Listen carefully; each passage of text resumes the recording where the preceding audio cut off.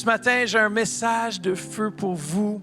Mais juste avant, on va prier afin que Dieu puisse aussi, non seulement que Dieu puisse répondre de façon miraculeuse, parce que vous savez, ça prend une personne qui dit « Moi, j'ai toutes les ressources, pasteur, c'est rien pour moi, c'est de l'argent de poche. » Vous savez, il y en a qui sont riches comme ça, et c'est votre moment. C'est votre moment. Père, merci pour tous ceux et celles qui s'aiment dans ce lieu. On te remercie, Seigneur Jésus, pour les richesses, Seigneur, qui t'appartiennent. Tu es le papa de tout l'univers. Et on te remercie, Père, que les richesses vont rentrer pour ce projet. Et même qu'on ait au-delà, tout à coup, que quelqu'un puisse être généreux, qu'on puisse acheter même ceux qui sont plus haute qualité. Père, on sait qu'avec toi, tout est possible. Et on sait que, Seigneur Jésus, que c'est toi aussi qui remplis, Seigneur, nos comptes en banque afin qu'on puisse être une source de bénédiction. Et Père, je te remercie pour tous ceux et celles qui vont semer dans ce projet. On te remercie, Père, que tu vas aussi multiplier le fruit de leur travail. Et Père, qu'ils puissent aussi être bénis au travers de ça dans le précieux nom de Jésus. Tout le monde dit Amen. On aime dire qu'on ne peut pas jamais... Comment est-ce qu'on pourrait dire ça en français? We can never outgive God. Hein, c'est difficile à dire en français, hein? On ne peut jamais donner plus que ce que Dieu va nous donner en retour. Voilà. Alors, avant de commencer ce message, avant que je n'oublie, j'aimerais souhaiter un joyeux Noël de ma famille à tous ceux et celles qui sont dans la belle famille d'Église Le Centre, ceux qui sont sur nos campus, ceux qui sont en ligne, ceux qui nous écoutent ici régulièrement sur 92,7 FM. On vous souhaite à vous un bon et un joyeux Noël. Aussi à ceux qui sont sur les réseaux, ceux qui nous suivent de loin ou de proche, joyeux Noël à vous de notre famille, de mon chat et de ma famille. Joyeux Noël. Et ouais, les poules, c'est quoi, je pensais à ça entre les deux services. J'aurais dû mettre une photo de mes poules quand même. Eux aussi, vous souhaitent sûrement un joyeux... Eux autres, c'est les œufs de Pâques. Mais définitivement, on est vraiment content. Puis je suis content que mon sapin est encore debout parce que les chats, j'ai l'impression qu'ils aiment les sapins de Noël. Hein? Ça court en dessous, puis là, le sapin qui bougeait comme je disais, oh là là! Il s'en coupe dans les fils électriques et tout. Mais en tout cas, grâce à Dieu, il est encore debout. Alors, ce matin, j'aimerais qu'on puisse parler du plus beau cadeau. Dire à quelqu'un, le plus beau cadeau, c'est la famille. Le plus beau cadeau, c'est la famille. Hier soir, justement, on a vu un exemple de cela. C'est une famille. On voit que le groupe Connexion qui était là aussi hier dans la fête à notre frère Fritz et Rena, c'est la famille de Christ. C'est cette famille spirituelle qui sont là dans les événements spéciaux, même dans nos vies personnelles. Et je voyais l'impact et l'influence de l'Église dans notre vie quotidienne. Beaucoup de gens ont vécu des percées, beaucoup de gens ont vécu des choses à cause qu'ils sont bien connectés dans une famille spirituelle. Il y a des gens qui en 2024 ont été libérés de choses à cause de cette famille spirituelle. Il y a des gens qui ont vécu des percées à cause de la belle famille spirituelle que nous sommes. Moi, je sais qu'il y a des percées qu'on a vécues en tant qu'Église à cause justement, par exemple, de l'équipe d'intercession. Quelle belle famille! Justement, mardi dernier, on était 25 hommes connectés. Imaginez-vous, à 6 heures du matin, oui, de 6 à 7, 25 pour parler de la sexualité. Je dis, il y a beaucoup d'hommes connectés. Hein? Je pense que c'est une grande soif à ce niveau. Un grand désir de comprendre les choses de l'esprit. Pour ceux qui manquent toutes ces bonnes choses, mais connectez-vous. De 6 heures à 7 heures, on prie ensemble, on rencontre les besoins aussi des hommes parce que les hommes ont besoin de parler de ces choses, mais ces choses-là, on parle en famille. Des fois, ils pensent que ça doit être juste nos parents dans la chair. Malheureusement, la réalité, c'est que parfois, nos parents ne nous parlent pas de ces choses et on est des adultes maintenant et on ne nous a pas parlé des vraies choses. Ici, à Église Le Centre, on aime pouvoir aussi entrer dans ces sujets qui touchent notre quotidien, des réalités. Parce qu'en fait, on est une grande famille. Une famille se dit les choses. Une famille partage. Une famille partage leur cœur afin que les autres puissent être encouragés, afin qu'ils puissent traverser des moments de tentation, afin qu'ils puissent passer des moments difficiles. Lorsque tu perds quelqu'un dans ta famille, s'il vous plaît, venez nous le dire. De cette façon-là, on peut prier avec vous. On peut s'accorder pour l'esprit de consolation. Vous savez, on vit tous des moments difficiles. On a traversé cette année 2024. Il y a peut-être certains d'entre vous, vous avez perdu un membre cher de votre famille. Alors, je prie que l'esprit de consolation puisse venir sur vous. Mais qu'est-ce qui aide, c'est qu'on a une grande famille. Peut-être que vous êtes arrivé au Canada puis vous étiez seul. Sachez que vous n'êtes pas seul, vous avez cette grande famille d'Église Le Centre. On est là, on vous dit bienvenue chez vous.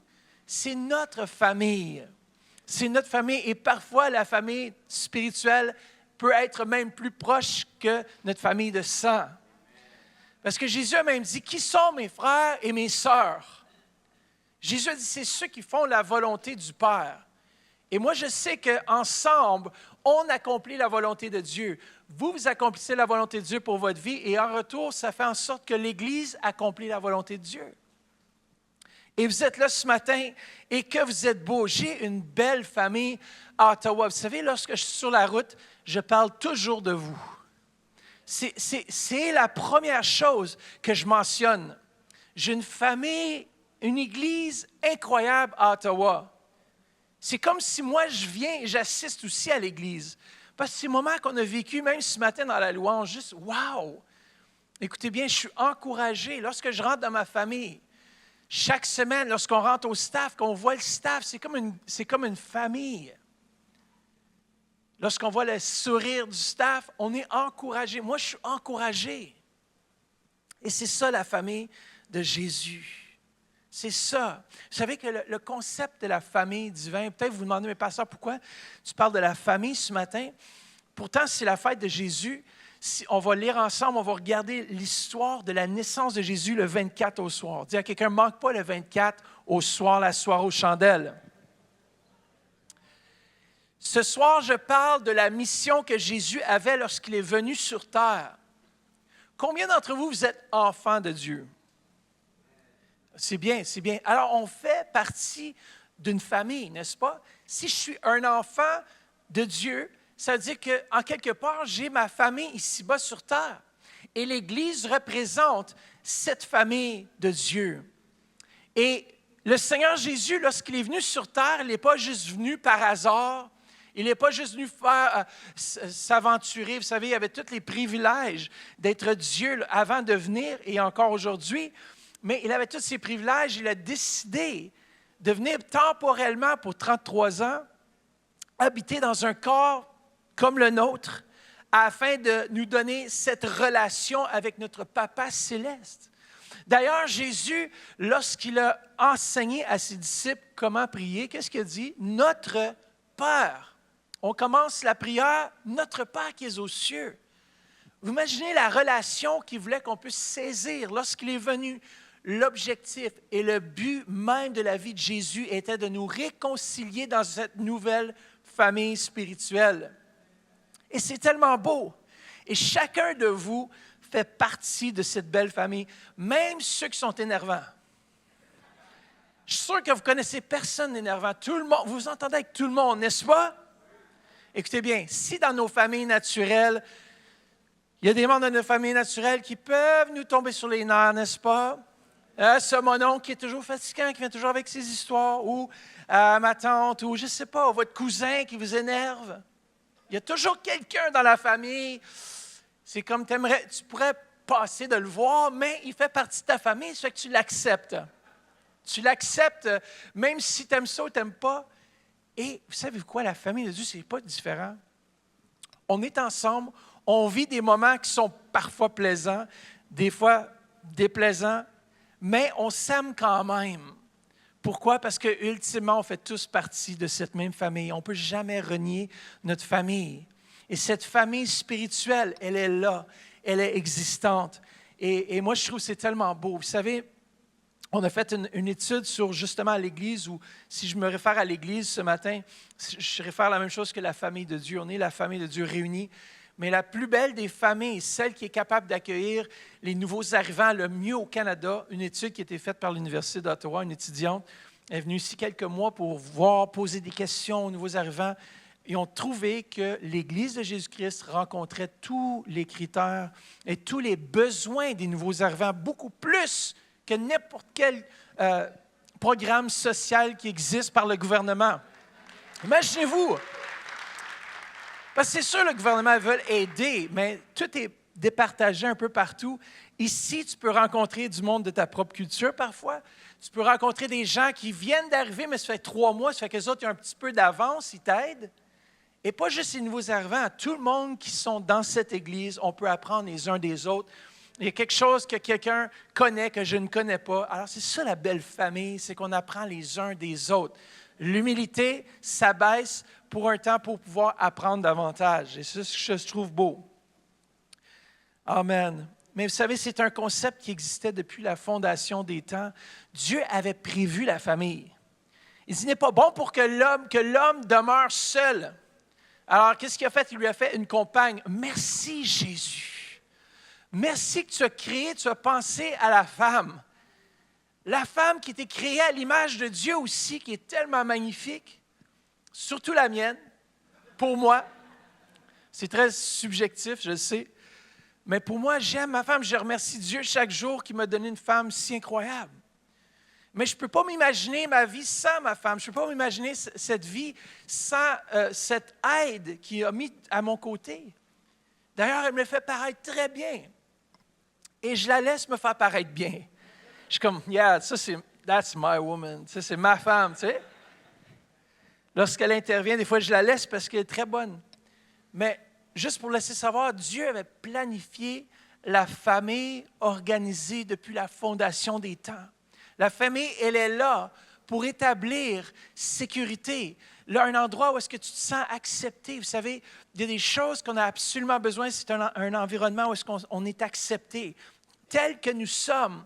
Et vous savez, en tant que famille de Dieu, Jésus est venu et Dieu a envoyé ce beau cadeau de Jésus afin qu'on puisse être adopté dans sa famille. Il y a peut-être certains d'entre vous, vous avez été adoptés. Et vous savez, c'est quoi l'adoption? Vous savez, c'est quoi de traverser ces moments difficiles peut-être où vous n'avez pas eu de parents. Vous avez des parents biologiques, vous ne les avez pas connus. Sache que c'est la même chose. Peut-être qu'au préalable, on ne connaissait pas Dieu, on était éloigné de Dieu. Mais il y avait un vide à l'intérieur de nous et seul Jésus est venu sur terre afin de nous réconcilier avec notre Papa céleste. C'était sa mission. Et après, lorsqu'on est réconcilié avec Dieu, on est réconcilié par Jésus-Christ, il nous place dans une grande famille. Vous êtes ici, ce n'est pas un hasard. Vous êtes dans la belle famille d'Église Le Centre, mais peu importe, c'est une famille premièrement spirituelle. D'ailleurs, on le voit justement qu'on était introduit dans cette belle famille selon Éphésiens 2,13, mais maintenant, par votre union avec Jésus-Christ, vous qui étiez autrefois les éloignés, vous êtes devenus quoi? Des proches, parce que le Christ a versé son sang pour vous et vous a quoi? Introduit avec nous dans la sphère de l'amour de Dieu. Cette belle famille. Et même selon 1 Timothée 3,15, et ici, l'apôtre Paul qui encourage Timothée dit, la maison de Dieu, qui est quoi? L'Église du Dieu vivant. Cette maison, c'est l'Église du Dieu vivant. C'est la famille de Dieu. Dis à quelqu'un, tu fais partie de cette famille. Est-ce que vous savez que Jésus a valorisé cette famille? Il est important pour nous aussi, pour croître, on a besoin d'une famille. Tu ne peux pas grandir en dehors d'une famille, même si on voudrait essayer, même si tu voudrais changer de famille, même si tu n'aimes pas ta famille, tu n'as pas le choix. Dieu t'a placé dans cette famille et tu apprends, tu grandis par cette famille. C'est la même chose pour les enfants de Dieu. Dieu nous place dans un endroit afin qu'on puisse grandir dans la famille.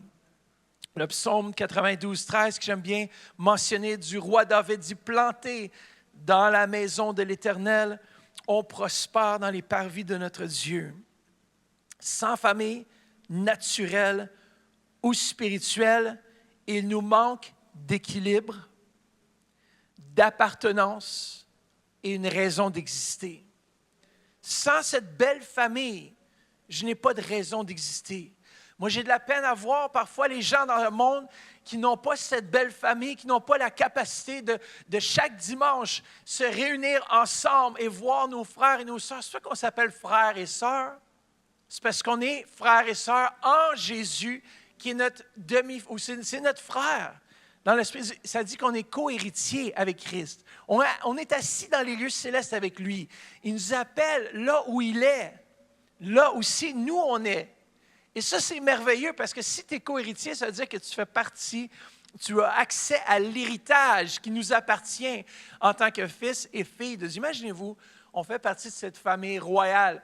Aujourd'hui, je suis certain que certains d'entre vous, vous aimeriez faire partie d'une famille royale. Écoutez bien, moi, tu vois ça, tu te dis, cool, ça a l'air le fun, mais en même temps, c'est difficile, tous les protocoles qu'ils ont. Il ne faut pas dire telle chose, il faut s'habiller d'une certaine façon, il faut marcher d'une certaine façon. Il y a tout un style qui vient avec ça, mais il y a aussi les ressources qui viennent avec ça. Lorsque tu es enfant du roi céleste, notre papa céleste, il y a tout un héritage, les ressources qui viennent aussi avec ça. Et la seule prérequis pour joindre cette belle famille, c'est juste de naître de nouveau. Tout à l'heure, lorsque j'ai entendu les témoignages de ces gens qui sont vraiment peut-être rendus à la fin de leur jour, qui ont décidé de suivre Jésus, c'est le plus beau cadeau qu'on n'a pas pu leur donner pour Noël. Lorsqu'on voit ça, mon cœur est touché et je dis « Wow, félicitations à l'équipe parce qu'ils ont osé sortir de la zone de confort pour aller parler de Jésus. » Profitons. Chaque instant que nous avons, il y a des gens autour de nous qui ont besoin de Jésus. Imagine-toi qu'un jour, la personne qui est là à ton travail, tu pourrais bientôt l'appeler frère ou sœur en Jésus. Fais juste imaginer, parce que si tu as ça comme mentalité, tu te dis, wow, peut-être qu'un jour, ça va être mon frère ou ma sœur. Et c'est tellement beau de voir ceux qui sont venus au Seigneur dans la dernière année. Je pense qu'on peut juste donner une main d'applaudissement pour les âmes qui sont venues au Seigneur. On va être reconnaissant que la famille s'est agrandie, qu'elle s'est agrandie par le salut des âmes ou par la naissance de nouveau-nés. La famille s'agrandit. La famille continue de s'agrandir. Et j'aime bien ce passage en Jean chapitre 1, verset 12 à 13. Il dit « Quelques-uns, cependant, l'ont accueilli qui? Jésus de Nazareth. Ils ont cru en lui. Ils ont placé leur confiance dans ce qu'il était. À tous ceux-là, dis à quelqu'un, à tous ceux-là, il a accordé, répétez avec moi, le privilège de devenir enfants de Dieu, peu importe leur race et leur sang. » Ça veut dire que ce matin, c'est Christ, si on va un peu plus loin, verset 13, c'est Dieu lui-même qui les a fait naître. Vous êtes mes frères et mes sœurs, même si la couleur de ma peau ne correspond pas à la vôtre, vous êtes quand même mes frères et mes sœurs et je vous aime comme si vous étiez de la même couleur que moi. Il n'y a pas de différence en Jésus, on est tous une couleur. Imaginez-vous si on verrait monochrome aujourd'hui, on serait tous la même couleur. Pour Jésus, lorsqu'on a traversé, lorsqu'on a donné notre vie à Jésus, notre vision a changé. Et on voit que chaque personne, peu importe leur culture, peu importe leur arrière-plan, on doit les aimer. Même le plus petit parmi nous, on les aime.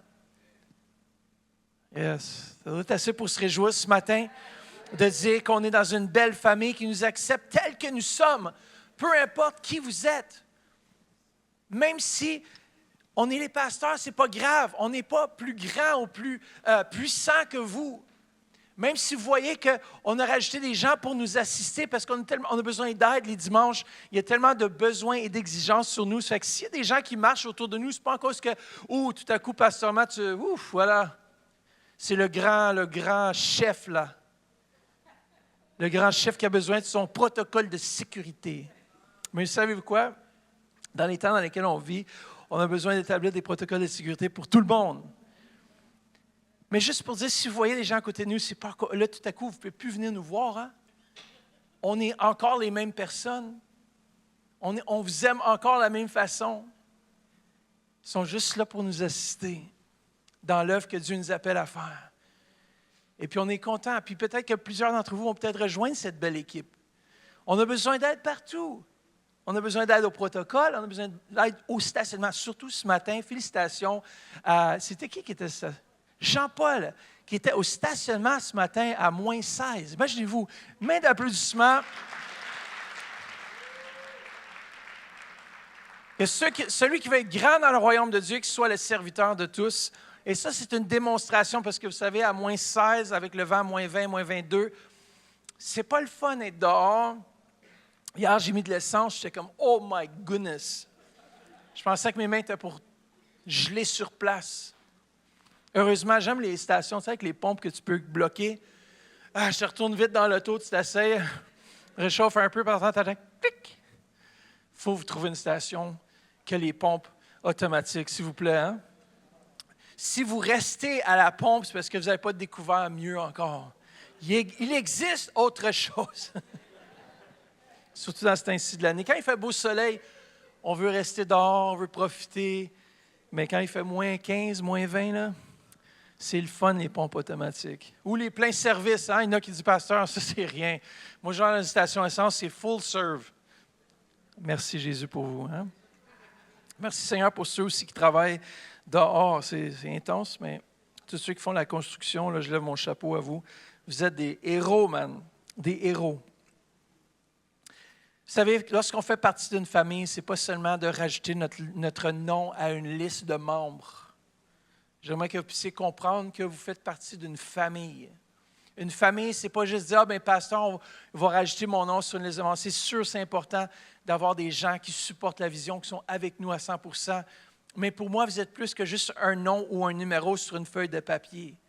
Derrière ce nom se cache une beauté rare, un diamant rare que Dieu est en train de raffiner dans ce processus cette année. Combien d'entre vous avez été raffinés par le processus de Dieu en 2024? Oh yes! La famille de Dieu nous transforme. Frères et sœurs, si ce n'est pas le message du pasteur, ça peut être Jean-Guy, ça peut être Rosanne qui te rencontre et puis le fruit de l'esprit travaille en toi. Hein? Est-ce que vous savez que c'est important, nos frères et nos sœurs, c'est important, même ceux qu'on pense être le moindre. J'aime Romains 12, 5 qui nous dit justement que de même, nous tous qui sommes en communion avec le Christ, malgré notre pluralité, nous ne formons ensemble qu'un seul corps. Individuellement, chacun a besoin de tous pour être complet. Nous sommes mutuellement interdépendants. En effet, comme les organes entre nos fonctions nous lient les uns aux autres, on ne peut pas vivre sans vous. L'Église de Jésus-Christ, elle est vivante parce que vous êtes là. L'Église de Jésus-Christ, elle est vivante parce que vous êtes là. À cause que tu es là. À cause que tu es là, pasteur Eugénie, Daniel. C'est à cause que vous êtes là que l'Église, elle est vivante. Sans vous, ça serait mort. Sainte ministre Madeleine, ça serait mort l'Église sans elle. On ne pourrait pas voir l'Église sans elle. Vous êtes beau. Jason, à cause de toi, l'Église est plus belle. Tu amènes la variété à notre assemblée. Vous amenez de la variété. Tourne-toi vers quelqu'un et dis, je ne savais pas que tu étais si beau que ça.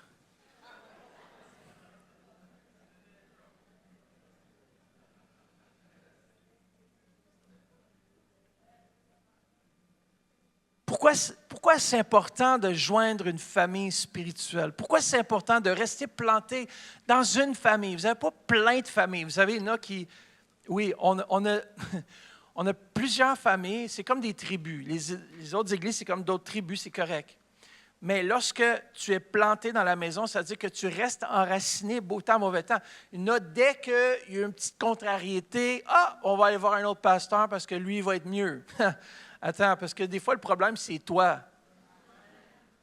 C'est quand tu quittes ici, tu quittes avec ton problème, tu vas aller donner ton problème à d'autres. Bien, des fois, ça ne me dérange pas, mais en tout cas. Mais vous savez, on essaie d'avoir des bonnes relations avec tous les pasteurs dans la région. Et vraiment, notre but, ce n'est pas de grandir un empire. Le but, c'est de bâtir le royaume de Dieu. Le royaume de Dieu, ça comprend plusieurs églises. Hein? On ne peut pas nous rejoindre tous les gens dans la région de l'Outaouais. C'est pour ça que Dieu place d'autres pasteurs. C'est pour ça que Dieu place d'autres personnes qui ont aussi à cœur l'œuvre de Dieu. Mais si vous êtes dans cette belle famille d'Église de Centre, moi, je me réjouis. On est content de vous avoir. Parce que c'est ça, la famille, premièrement, spirituelle, nous aide au développement de nos muscles spirituels. Combien d'entre vous avez des muscles dans le physique? Ah, yes. J'ai besoin de retourner au gym, de maintenir le muscle physique. Mais lorsqu'on est dans l'Église aussi, nos muscles spirituels sont formés. L'Église locale, j'aime bien dire, c'est un laboratoire où on peut mettre en pratique l'amour. L'amour de Jésus, on la met en pratique dans l'Église. Lorsque tu rencontres tante Titine, puis mon oncle tonton, puis tu as de la misère à t'entendre avec lui, mais c'est un lieu où est-ce que tu pratiques l'amour. Est-ce que tu veux savoir si tu as le fruit de l'Esprit manifesté dans ta vie? Mais laisse tonton piler sur ton pied. Ah, je t'aime, tonton, je t'aime. Et tu pratiques. Dans 1 Jean 3,16, ça dit, nous avons appris à connaître ce qu'est le véritable amour par celui qui a offert sa vie pour nous. C'est pourquoi nous devons, nous aussi, engager notre vie pour le bien de nos frères. On n'est pas seulement des spectateurs à l'Église de Centre, on est de ceux qui participent à l'œuvre. Moi, le spectacle qu'on a fait de la comédie musicale, c'était exceptionnel. 24/7, mais ça a impliqué plusieurs personnes. Imaginez-vous si moi, j'essayais de faire tous les rôles en même temps. Ça ne marche pas, il y a quelque chose de wrong. Non, c'est pour ça qu'on est un corps, l'Église. Chacun de vous, vous apportez quelque chose de particulier. Deuxièmement, l'importance de joindre une famille spirituelle. Deuxièmement, c'est que la famille spirituelle nous protège. Est-ce que vous savez que je me soucie constamment des gens dans l'assemblée? Il y a parfois, je vais avoir des rêves ou des visions de certaines personnes et je vais vraiment me lever des fois la nuit, je suis presque hanté par certains noms et je prie. Tout à coup, le Seigneur, tout ce qu'il veut que je fasse, c'est que je prie pour ces personnes-là. Parce qu'un jour, selon Hébreu, j'ai à rendre compte pour chaque homme qui sont ici dans ce lieu. Alors moi, je dois faire mon travail correctement. Alors qu'est-ce que je fais? Je me démultiplie. Vous savez, Moïse, la leçon qu'il a apprise, ce n'était pas simplement pour lui. Hein? Moi, j'ai pasteur Eugénie, pasteur Vanessa, on a une belle équipe. On a pasteur ministre Madeleine, on a Joanne, on a une belle équipe ici d'anciens, des gens qui prennent soin. On a nos Timothée, on a l'équipe ministérielle qui prennent soin des gens aussi. Nos groupes connexion, nos leaders de groupe connexion, on se démultiplie en eux. Et c'est eux qui font aussi le travail.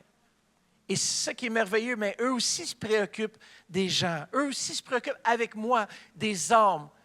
Parce que le plus qu'on grandit, le plus qu'on va avoir besoin de se démultiplier et de travailler en équipe. Le corps qui travaille ensemble. N'est-ce pas merveilleux? Vous êtes avec moi ce matin? Troisièmement, l'importance de se joindre à une famille spirituelle locale, c'est qu'on apprend à vivre en famille. Même si parfois c'est difficile, le psaume 133:1 nous dit qu'il est agréable, qu'il est doux pour des frères, de quoi de demeurer ensemble. Le mot demeurer, c'est être marié ensemble. Demeurer, ça veut dire je suis beau temps, mauvais temps. Imaginez-vous, lorsque tu es marié, tu te dis c'est pour la vie, n'est-ce pas? Lorsque tu montes à l'hôtel, tu dis c'est pour la vie, là. Et tu es content de faire des déclarations d'amour. Lorsque c'est les premières années, hein, n'est-ce pas, Fritz et Redna? Lorsque c'est les premières années, l'amour coule à flot. Là. Il y a comme Et après le temps, on doit maintenir l'amour. C'est-à-dire qu'on doit travailler. C'est comme un jardin, on doit cultiver l'amour ensemble. Pour demeurer ensemble, il y a un prix à payer. Pour rester avec une femme, il y a un prix à payer, frères et sœurs. Ce prix, oui, c'est sûr, c'est beaucoup mieux être marié avec la même femme toute ta vie. Peut-être que ça ne s'est pas produit dans ta vie, mais je suis sûr que la deuxième femme, c'est celle-là, c'est vraiment, ça va être la seule femme que je vais avoir après. Hein? Ça peut nous arriver, là. Écoutez bien, vous êtes pas... Ça peut arriver. Il y a des situations où est-ce qu'il y a eu un divorce acceptable, l'abus, peu importe c'est quoi. Mais dans la mesure du possible, on travaille comme Église, on travaille ensemble pour aller jusqu'au but. Parce que c'est facile juste d'abandonner. Aujourd'hui, dans le monde dans lequel on vit, les gens abandonnent rapidement les relations. Ah, de toute façon, j'ai trouvé quelqu'un d'autre de mieux que toi. Qu'est-ce qui est arrivé au vœu que tu as fait le jour du mariage? Quand tu regardais ta chérie dans les yeux, tu dis, ah, toi, là, je t'ai marié pour toujours, le meilleur et pour le pire. Je sais que le pire est arrivé maintenant, mais qu'est-ce qu'on fait? On reste debout, on reste ensemble, on reste unis. On reste dans l'amour. On pardonne rapidement. Parce qu'en communauté, la communauté est vraiment caractérisée par différentes choses. Et la première chose, c'est l'authenticité. Ah. Vous savez, même si culturellement, écoutez bien ce que j'ai à dire ici, pour vous, c'est important de juste démontrer une façade. Ça, c'est culturel. Mais qu'est-ce que dit le royaume de Dieu? C'est qu'on soit authentique dans nos relations. Regardez bien ce passage dans 1 Jean 1,7 qui le confirme. Si nous vivons dans la lumière, dites avec moi, dans la lumière, tout comme Dieu lui-même est dans la lumière, nous sommes alors quoi? Vraiment en communion les uns avec les autres. Ça veut dire que si dans ma relation avec toi, je ne vis pas l'authenticité, ça veut dire que ma communion avec toi n'est pas réelle. Dans la mesure où est-ce que tu es authentique, ça veut dire, messieurs, tu as des problèmes avec la pornographie, tu en parles à ta femme.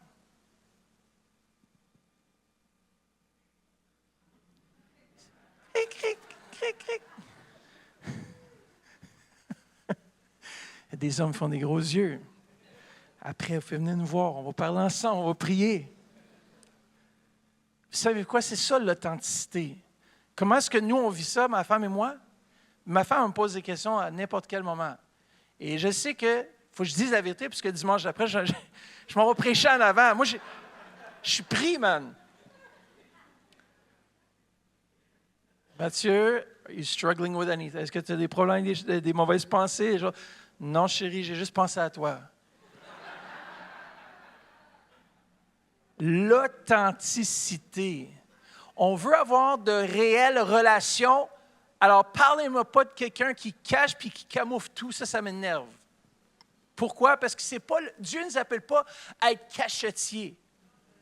Il nous appelle à être francs, être ce que vous êtes en public comme vous l'êtes en privé.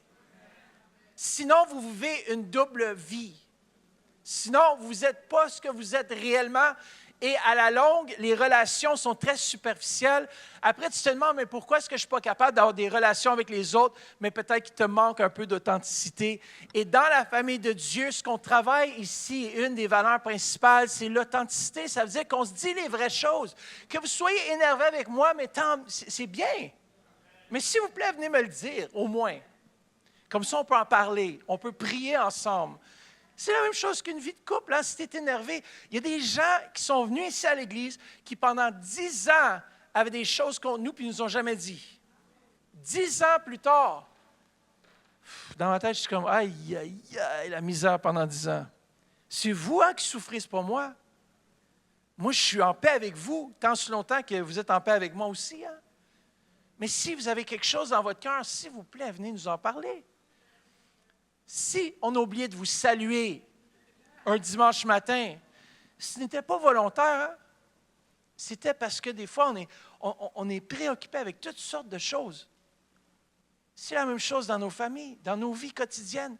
Mais s'il vous plaît, soyons authentiques. Ça veut dire que je vous ai fait du mal, venez nous voir. Quelqu'un vous a fait du mal, allez les voir. Dis, écoute, j'ai moins aimé ce que j'ai ressenti. Voilà comment est-ce que moi, je m'ai senti. Une personne en santé émotionnelle, écoutez bien, c'est une personne qui est capable de dire la vérité, même lorsque ça fait mal de l'entendre. Mais on dit toujours la vérité avec amour. Ça veut dire que parfois, si on le dit sur le champ, des fois, c'est pas trop réfléchi, puis ça sort tout croche. C'est correct aussi. Il y a des certains, leur caractère, ne peuvent rien cacher. C'est right on the money, c'est tout de suite, honey, bring it.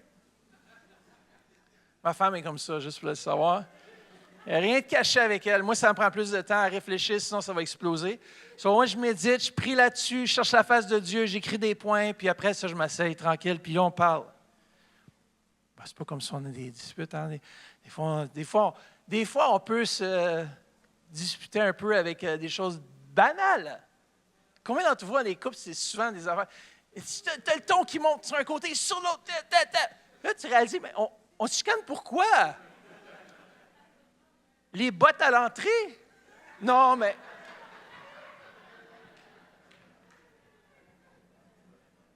J'ai laissé traîner mes bas dans le salon. C'est quoi les choses qui nous font déborder? La coupe déborde, mais pas de l'onction. La coupe déborde de frustration. Pour des choses banales, des choses qui sont... Mais on est la famille. Des fois, ça va arriver, on est fatigué, surtout dans ce temps-ci de l'année, on court partout. Moi, je commence à être tanné. Juste lorsqu'on rentre dans les centres d'achat ou dans les endroits publics, il y a tellement de gens. Juste ici à Orléans, à ce temps, c'est incroyable, on a de la misère à se déplacer. N'est-ce pas? On monte sur Ennis Road, Alex, ça n'a pas d'allure. Où est-ce qu'ils vont tous les gens?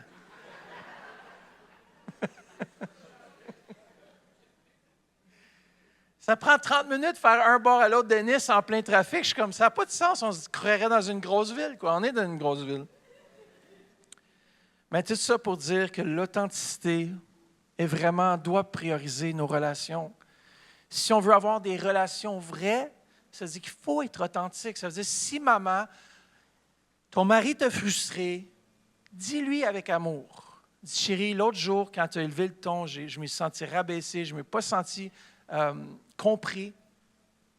On a tous besoin d'être compris. On a besoin qu'on comprenne ce qu'on ressent. Si toi, tu ne crains pas une chose, ça ne veut pas dire que l'autre personne ne va pas craindre la chose. Souvent, qu'est-ce qu'on fait? C'est qu'on dénigre l'autre par rapport à comment est-ce qu'il se ressent. Et une personne qui est émotionnellement saine, même si pour toi, tu n'as pas peur des araignées, bien, peut-être que l'autre personne a peur des araignées. Entre autres, moi, pendant des années, des fois aujourd'hui encore, j'aime moins les araignées. Je demande à ma femme de venir les éliminer. Tu sais, le pire, c'est que si tu as peur des araignées puis tu vas essayer de la tuer, tu sais, puis comme tu penses, tu l'as saisie, mais comme elle ressort du Kleenex, genre « Ah! »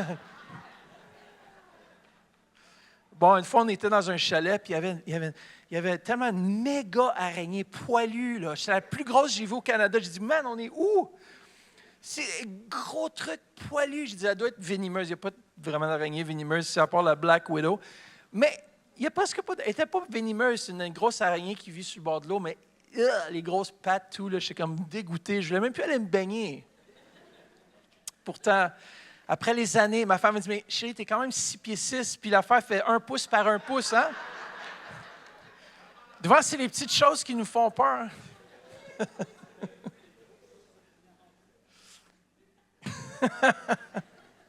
Je suis authentique avec vous ce matin. Hein? Vous allez connaître de plus en plus votre pasteur. Alors, notre communion familiale est caractérisée, deuxièmement, par la compassion.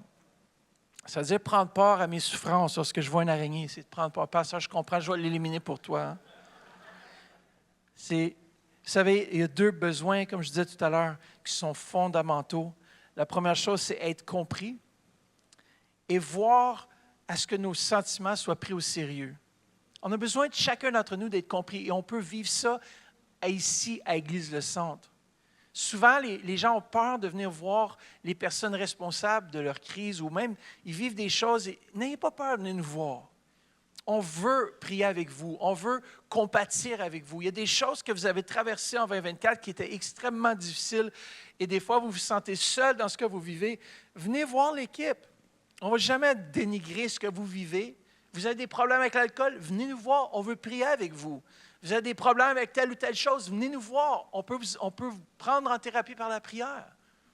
Il y a des gens qui vivent des débloqués à l'intérieur de 24 heures. Cette semaine, quelqu'un a vécu un débloqué à l'intérieur de 24 heures de quelque chose qui pesait sur son cœur, qui avait besoin d'entendre une réponse à cela, et Dieu répond. Écoutez, frères et sœurs, Dieu répond à nos prières. Des fois, on a juste besoin d'exprimer à Dieu. Ensemble, on présente à Dieu les problématiques. On est entendu parce que, premièrement, Dieu nous entend. Je termine avec ce point. Troisième chose, c'est que notre communion familiale est caractérisée par la grâce et le pardon. La grâce et le pardon. Je pardonne rapidement. Je ne marche pas continuellement dans le non-pardon. Si j'ai été offensé, je dois laisser aller. Il y a des choses que malheureusement, peut-être sur cette terre, vous n'allez pas être compris dans une situation quelconque, mais relâchez la chose. Vous savez, des fois, c'est difficile, mais on doit apprendre. C'est ça, le caractère de Christ est formé en nous lorsqu'on apprend à relâcher les choses qu'on ne comprend pas. C'est facile de pardonner quand on s'est bien compris, on s'est bien entendu, mais des fois, il faut que tu pardonnes, même quand tu avais raison. Nous qu'est-ce qui arrive, c'est qu'on... lorsque mon épouse et moi, on se dit toujours que, bon, le plus mature, des fois j'aime ça être immature, mais le plus mature pardonne en premier. Puis lorsqu'on a une vie de l'immaturité, des fois, on ne veut pas pardonner parce qu'on veut tenir, je veux gagner la bataille. Mais frère, j'ai appris avec les années qu'il y a des batailles qui ne valent pas la peine à être gagnées. S'il y a une chose que vous pouvez retenir, jeune couple, jeune marié, il y a des batailles qui ne valent pas la peine à être gagnées.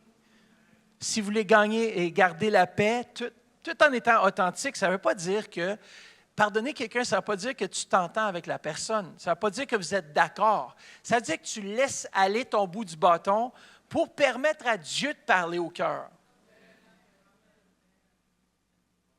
On laisse aller parfois. Il y a des choses qu'on ne comprend pas, mais on laisse aller. On pardonne, on laisse la grâce de Dieu agir dans nos vies, travailler nos cœurs. Et ça, c'est le processus que Dieu a fait au courant de cette année dans cette belle et grande famille. Et je veux le remercier parce qu'on a une belle famille ici.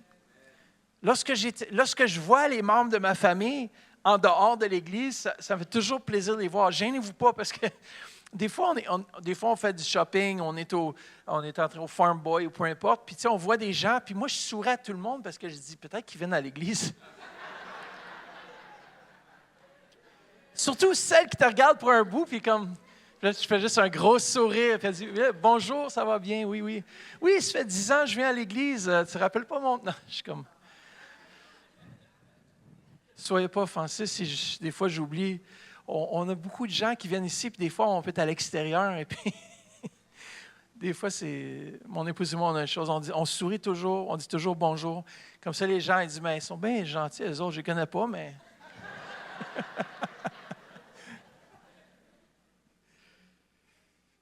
Amen. J'aimerais terminer avec cette prière ce matin.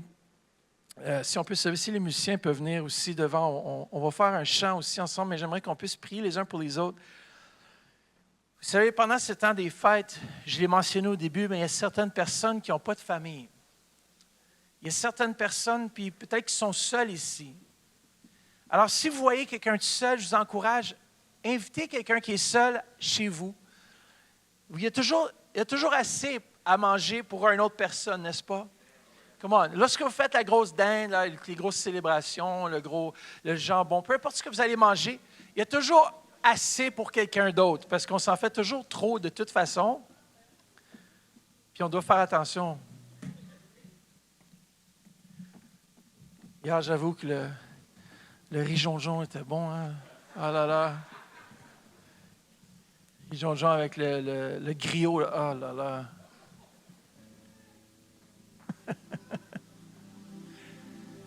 Ah, j'ai découvert du vrai poulet depuis que je connais Église Le Centre. Hein? Que ce soit poulet africain, poulet haïtien, j'ai découvert qu'il existe autre chose que le poulet blanc qui goûte rien. Là. Écoute, quand tu es élevé d'une certaine manière, nous, on pense offrir de bien à quelqu'un qui vient d'une autre culture. Venez manger chez nous, manger le poulet. Maintenant, on a appris... Parce que notre famille s'élargit pour inclure d'autres cultures aussi. Puis on a appris, Serge nous a appris les différentes épices. Il a même amené les épices de chez lui. C'est magnifique, hein? Wow! J'ai dit, on a découvert un autre monde, hein? Ça rajoute du goût. Vous rajoutez du goût à nos vies aussi. Non seulement au poulet, mais vous rajoutez du goût à nos vies. J'ai aimé l'exemple du frère hier qui parlait du grain de café, justement. Lorsqu'on le met dans l'eau, mais ça rajoute le goût à l'eau. Hein? C'est quoi? Il y a des gens qui c'est comme les œufs, des gens qui c'est comme les carottes, des gens qui sont comme les grains de café. Il dit, les carottes, on les met dans l'eau, ils deviennent mous, c'est ça? Les œufs, on les met dans l'eau, ils deviennent durs. Puis après ça, les grains de café, on les met dans l'eau, puis ça libère une saveur. Et vous êtes comme les grains de café, vous apportez une saveur.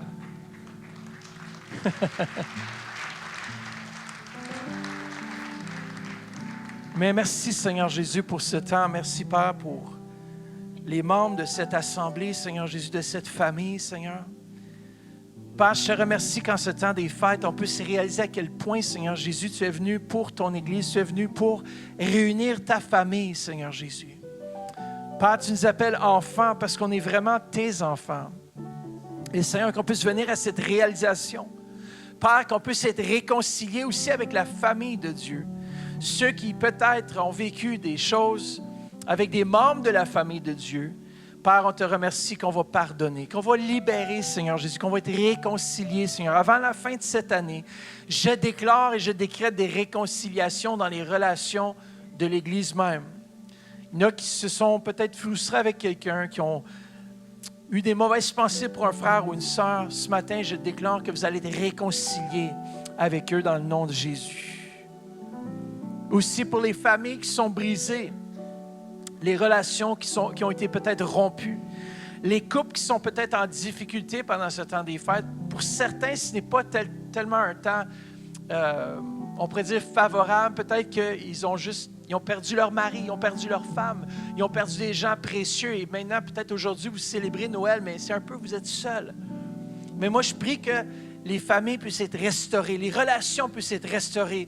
Là où l'ennemi a voulu apporter division, on déclare que d'ici même la fin de cette année, qu'il y ait des réconciliations, qu'il y ait des choses qui soient faites, que les couples qui sont en difficulté, maintenant, au nom de Jésus, retrouvent une santé dans leur vie de couple. Père, on décrète et on déclare cela dans le nom précieux de Jésus. Et pour ceux qui ont peut-être perdu des êtres chers au courant de cette année, Père, que tu puisses consoler leur cœur. Merci, Père, que cet esprit de consolation vient aussi sur notre Église, sur cette famille, Seigneur Jésus. Les pertes que nous avons eues, Père, on veut te remettre cela et on te remercie que 2025 va être une nouvelle année aussi, Seigneur, où on va te faire confiance avec tout. Père, merci que tu le fais, Seigneur Jésus. Est-ce que vous pouvez prendre juste quelques instants juste pour mettre la main sur votre voisin ce matin et juste prier comme c'est votre frère ou votre sœur, puis juste dire, Seigneur, bénis mon frère, bénis ma sœur ce matin. Yes, vous êtes à la maison aussi, on veut vous bénir. Père, merci que tu bénis tous ceux et celles qui sont à la maison ce matin. Oui, Jésus, merci. Merci, Seigneur, pour mon frère, merci pour ma sœur.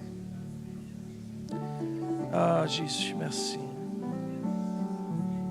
Merci, Seigneur Jésus. Merci pour mon frère, merci pour ma sœur, Seigneur. Alléluia, Jesus. Merci, Seigneur Jésus. Yes, merci, Seigneur. C'est ça, remercier Dieu pour eux. Vous savez, des fois, on néglige ceux qui sont près de nous, peut-être dans vos familles de chair, dans votre famille spirituelle. Et qu'on leur donne tous les éloges lorsqu'ils ne sont plus là. Ils ont besoin d'entendre maintenant que vous les aimez. On a besoin d'entendre qu'on est aimé, qu'on est accepté dans cette belle famille. Merci Jésus, tu nous as accepté le premier et tu fais en sorte qu'on puisse accepter nos frères et nos sœurs. Et j'aimerais demander cette même question. Peut-être tu as entendu parler de Jésus, mais tu ne l'as jamais accepté dans ton cœur comme ton Seigneur et ton Sauveur. Et ce matin, si c'est toi qui es dans ce lieu qui ne connaît pas Jésus, on va vous prier cette prière ensemble en terminant ce service. Si vous êtes ici, dans ce lieu, que vous n'avez pas accepté Jésus dans votre cœur, on veut vous donner l'occasion ce matin de le faire. Faites juste répéter après moi, dites, Seigneur Jésus, je viens devant toi pour te donner toute ma vie. Viens dans mon cœur. Viens, Saint-Esprit. Lave-moi par ton sang précieux, dans le nom précieux de Jésus. Et si tu as fait cette prière, tu as joint une nouvelle famille. C'est le seul prérequis pour entrer dans cette belle famille spirituelle, c'est d'accepter Jésus dans notre cœur. Alors ce matin, soyez bénis. Soyez bénis. Joyeux Noël à vous. Et espérant vous revoir le 24 au soir pour notre soirée aux chandelles. On vous encourage aussi à vous procurer du matériel qui nous reste encore pour des cadeaux, peu importe. Soyez bénis. Bon dimanche à vous. On vous aime énormément. Amen.